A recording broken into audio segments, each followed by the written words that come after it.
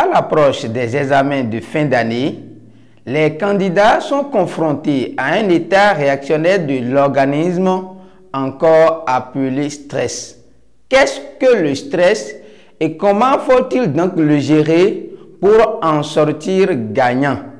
Chers parents, chers apprenants et chers enseignants, recevez mes sincères salutations.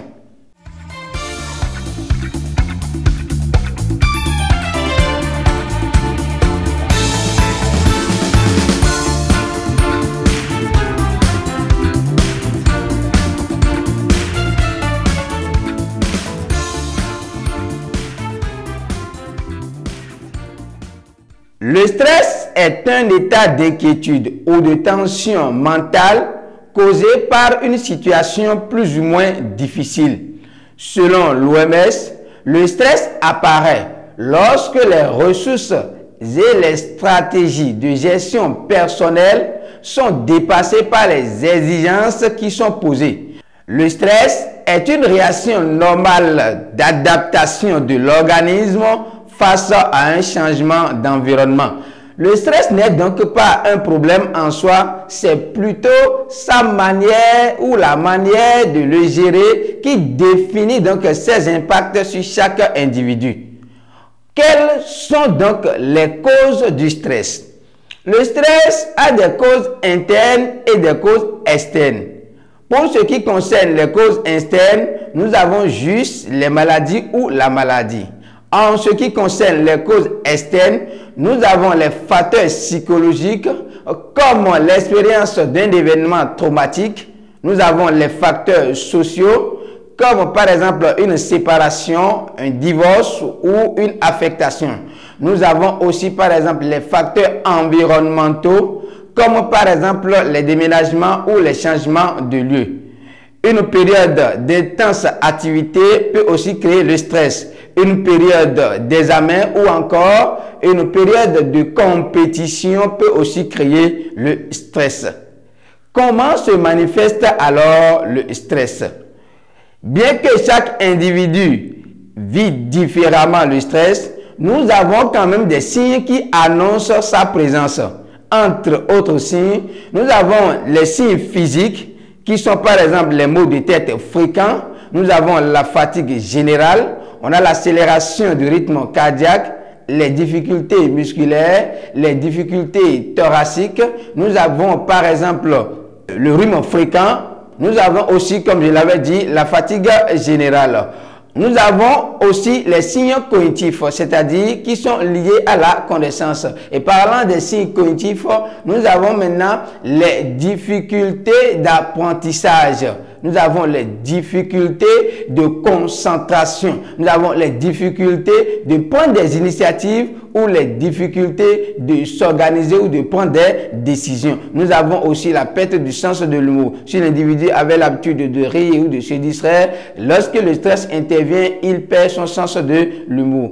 Nous avons maintenant les signes émotionnels. Et parlant des signes émotionnels, nous avons la tristesse, la névrosité accrue, nous avons le sentiment d'être malheureux, le sentiment d'angoisse, le sentiment d'irritation ou le sentiment d'agitation. Nous avons aussi des facteurs comportementaux comme par exemple l'individu peut manger plus ou moins que d'habitude ou l'individu peut dormir plus ou moins que d'habitude. Le stress est naturel, certes, mais il peut être dangereux lorsqu'il n'est pas bien géré. Quels sont alors les dangers du stress? Le stress a un effet nocif sur le psychisme, c'est-à-dire la vie mentale de l'individu dans ses aspects conscients et ou inconscients. Alors, lorsque par exemple l'individu reste permanemment sous stress pendant un temps ou selon la densité du stress, nous pouvons citer entre autres comme conséquence du stress, nous avons la perte du contrôle de l'individu. Nous avons aussi la perte de la confiance en soi. Comme je l'avais dit, il y a aussi les difficultés d'apprentissage qui reviennent. Nous pouvons aussi avoir la dépression et même il peut y avoir l'hypertension dû au stress. Je n'ai pas dit que quand on a le stress, en même temps on a l'hypertension, mais l'hypertension aussi fait partie des causes du stress. Alors, comment lutter maintenant contre le stress? La meilleure manière de lutter contre un mal, c'est la prévention. Et parlant du stress, la méthode basée sur la respiration abdominale, encore appelée la relaxation, est très efficace pour se débarrasser du stress ou pour lutter contre le stress. Et parlant de la méthode de relaxation, je vous explique un peu comment cela se passe. Alors, vous inspirez profondément en gonflant le ventre. Vous avez la cage thoracique et les épaules qui remontent.